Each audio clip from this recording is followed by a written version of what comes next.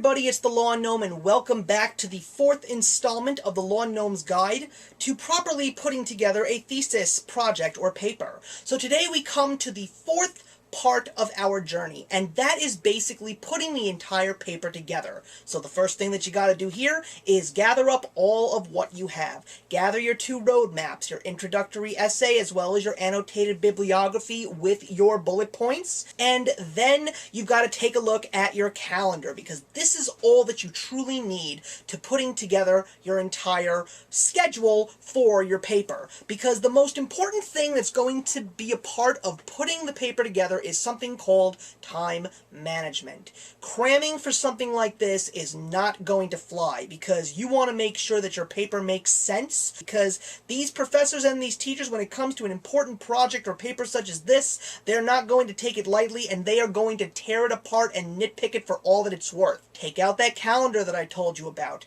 and plan your weeks in advance. Start on Thursday, start on Friday the week before. Don't wait till the weekend, because the weekend you're going to have distractions, and you're going to want to spend time with friends, family, and do your own hobbies, what have you. Put together your itinerary. Figure out what you got to do throughout the rest of the week. Know when you got your job, what your work schedule is going to be like, if you're planning on going out with a friend or hanging out with a group of people on a night or an afternoon or even a morning, or if you have meetings or other important things. Make sure that those are all in your calendar first, because then you got to figure out, how am I going to fit my paper in there? Then when you figured out what time slots you're going to fit your paper in, spread it out throughout the week. Don't spend one day on it, because you're going to need at least 2 hours a day just to make sure that you get a good chunk of it done.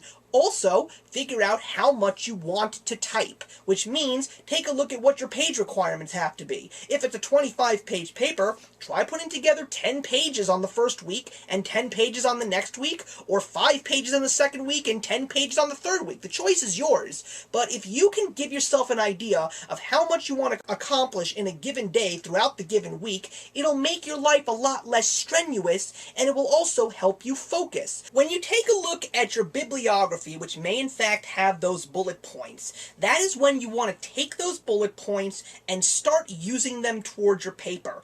That is going to be the guiding light to giving you the idea of what kind of an order your paper is going to represent. What I actually did was, just because I wanted to, was figure out in my head, based on everything that I researched, everything that I cataloged, and everything that I added on my bullet points, I said to myself, how am I going to go from the beginning to the end of this paper? So I made an outline. I made an introduction. I made a couple of topics that I wanted to actually talk about, pros and cons, and a conclusion. So that's what you should do as well, if you want to. It's not something you have to do. It's not necessary, but if you feel it's going to help you organize your work better, that's always a positive tool, because then you can always go back to it and say, have I gotten to this point in my paper? Have I completed the previous section of my paper? And then when you take a look at all those bullet points, you're going to understand exactly how to format it all and make your story make sense and connect all of those bullet points with the rest of the wording of your paper. More importantly, once you have that whole schedule together each and every week, then that also gives you some time to put some time aside to revise, because that's the most important thing when you're submitting your assignments. It's always good to get feedback and comments, but revise, revise, revise. If these assignments are going to be worth points, you want to make sure that you get all those points, because the more points that you get before that entire paper is due, the better off you're going to be and most likely receive a decent grade. The professor or your teacher will probably send you comments and feedback. Read them. Be willing to take constructive criticism. Don't feel downtrodden if your teacher or your professor says something negative, because that person is not out to get you and make you feel like you're dumb. That person is trying to let you know what you're doing wrong, so you can prevent yourself from running into those traps again and again and again and produce a decent paper. Constructive criticism is the most important thing that you can receive, no matter what you're doing, whether it's a school assignment, whether whether it's a chore that you did for your family or a project that you put together for friends, or heck, even if you got some negative comments on your YouTube videos. Those aren't necessarily meant to mean that you stink. It's supposed to be there to let you know what people don't appreciate and what they feel you could do better. And that's what I do, no matter where I'm getting my information from, and no matter what project it pertains to. So never be afraid to be given constructive criticism.